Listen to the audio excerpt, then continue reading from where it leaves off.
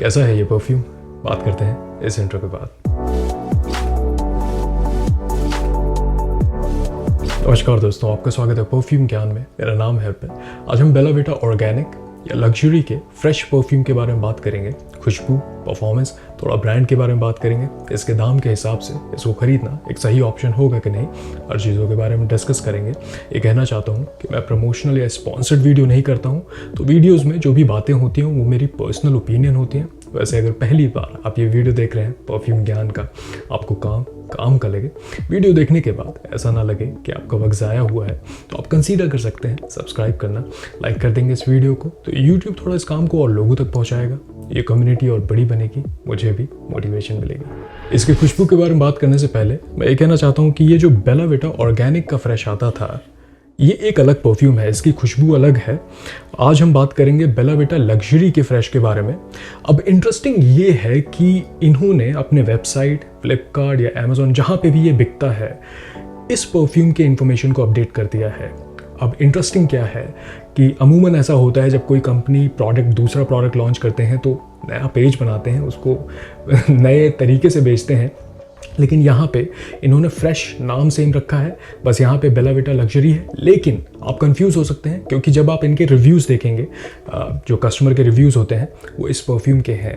और एक और चीज़ है कि इनका एक दूसरा परफ्यूम आता है सेन्योर करके, वो लंबी सी बॉटल है, वो मेरे ख्याल से मेरे पास तो नहीं है, लेकिन वो अलग बॉटल है, अलग परफ्यूम है।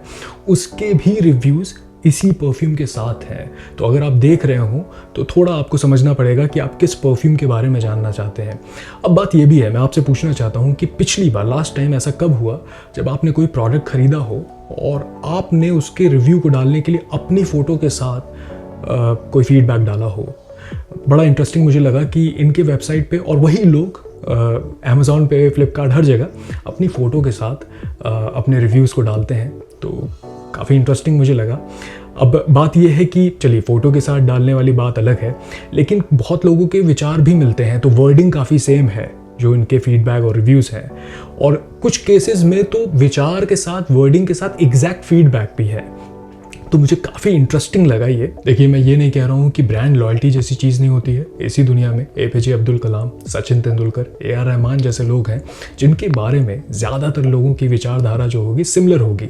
लेकिन अगर एग्जैक्ट सेम रिव्यू या फीडबैक आपको दिखे तो थोड़ा सा ऐसी चीज़ें आपको सोचने पर मजबूर कर सकती हैं। अब इसके खुशबू के बारे में बात करें तो मुझे ऐसा लगता है जो पहले फ्रेश आता था, ये इसके नाम फ्रेश को ज़्यादा जस्टिफाई करता है। लेकिन बात ये भी है कि इसको आप क्लोन कह सकते हैं या सिमिलर परफ्यूम कह सकते हैं, जो जॉर्जियो अरमानी का क्लासिक एक्वा दी जो आता है उसकी तरह। अब ये भी मुझे लगता है कि बेला विटा शायद वो उस इमेज से, क्लोन बनाने वाली कंपनी के इमेज से बाहर निकलना चाहते हैं, इसलिए उन्होंने इसको बदला। लेकिन पर्सनली मुझे लगता है इसके नाम के हिसाब से ये नया वाला मुझे फ्रेश नहीं लगता है। ये मुझे ज़्यादा फ्रूटी, स्वीट परफ्यूम वाली खुशबू लगती है इसकी। ये वैसी ही बात हो जाएगी कि हम आम के खुशबू को फ्रेश कह सकते हैं, लेकिन ज़्यादा वो स्वीट फ्रूटी खुशबू के कैटेगरी में जाएगा।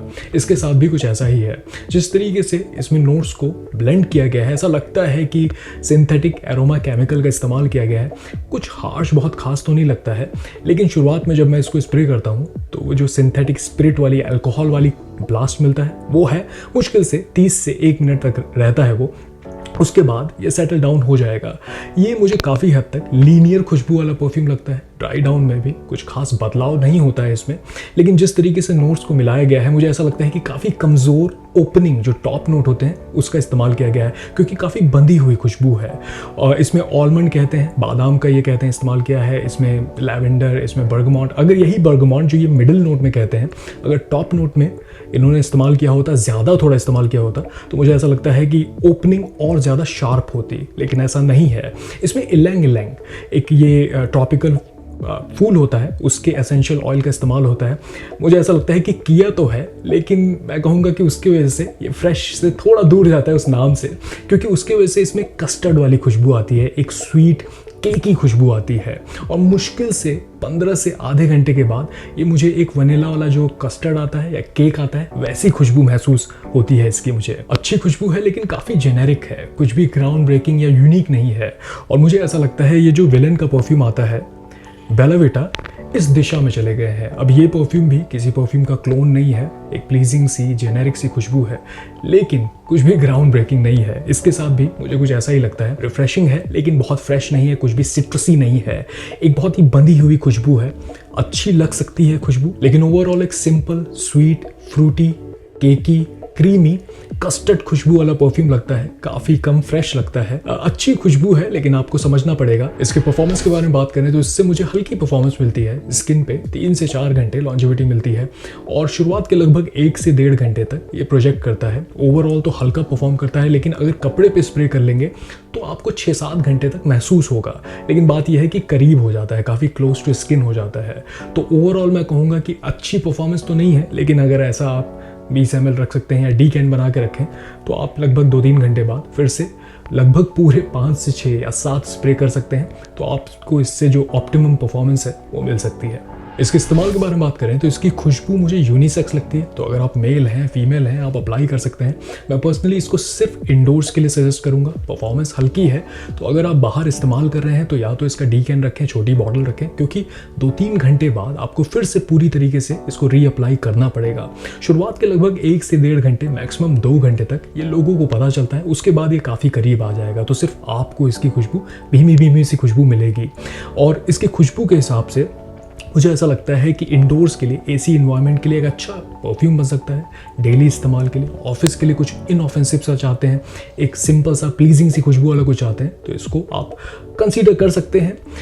स्पेशल ओकेजन में भी लगा सकते हैं, लेकिन देखिए कुछ भी ग्राउंड ब्रेकिंग, बहुत यूनिक नहीं है। तो अगर किसी को पसंद आएगा तो तारीफ़ें भी आपको मिल सकती हैं। तो निष्कर्ष क्या निकलता है? देखिए इसके दाम के हिसाब से लगभग 500-550 रुपये में आपको ऐसा 100 ml मिल सकता है। ये मेरे पास पुरानी वाली बॉटल है, नई बॉटल भी एग्जैक्टली ऐसी दिखती है, पर उसका कलर कॉम्बिनेशन ये है। आप 300 रुपये तक में ऐसा 20 ml कंसीडर कर सकते हैं, या फिर अगर चाहें तो जैसे मैंने ख़रीदा था, इसका सेट ख़रीदा था, ये 4 का सेट आता है, ये आपको लगभग 600 रुपये तक में मिल जाएगा। इसमें 4 ऐसे होते हैं। बस बात ये है कि ये 20-20 ml के हैं, तो लगभग आपको 20 ml कम मिल रहा है अगर आप 100 ml खरीदेंगे। देखिए ओवरऑल परफ्यूम मैं कहूँ तो काफ़ी एवरेज परफ्यूम है।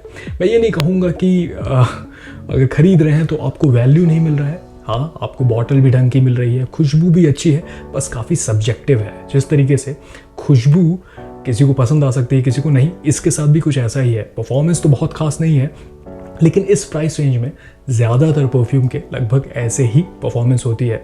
अब देखिए ये मेरा पर्सनल ओपिनियन है। अगर आपने इसको इस्तेमाल किया है, आप इसका छोटा 20 ml इस्तेमाल करके देख सकते हैं। अगर आपको पसंद आए तो बड़ी बॉटल खरीद सकते हैं। बट पर्सनली मुझे लगता है काफ़ी एवरेज परफ्यूम है।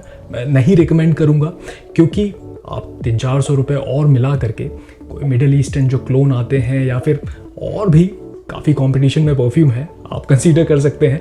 देखिए पैसे की बात है, 500 हो चाहे 1000 रुपये हो, अगर आप अपनी गाड़ी कमाई से खर्च कर रहे हैं तो थोड़ा रिसर्च करें।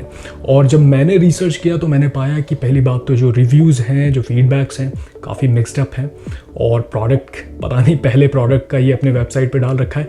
तो एज अ कंपनी मुझे लगता है कि इनको और ट्रांसपेरेंट होना पड़ेगा। मुझे नहीं पता, क्योंकि वर्डिंग भी अगर मैच होती है किसी फीडबैक की तो वहाँ पे थोड़ा सा एक सस्पिशन क्रिएट होता है। लेकिन ये बात की बात है, प्रोडक्ट अच्छा है तो ये काफ़ी हद तक आपकी पर्सनल ओपिनियन होगी अगर आपको पसंद आ रहा है कि नहीं।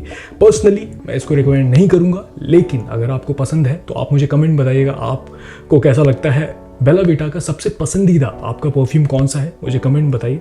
चलिए मैं मिलूंगा आपसे अगले वीडियो में, तब तक आप अपना ख्याल रखिए। नमस्कार।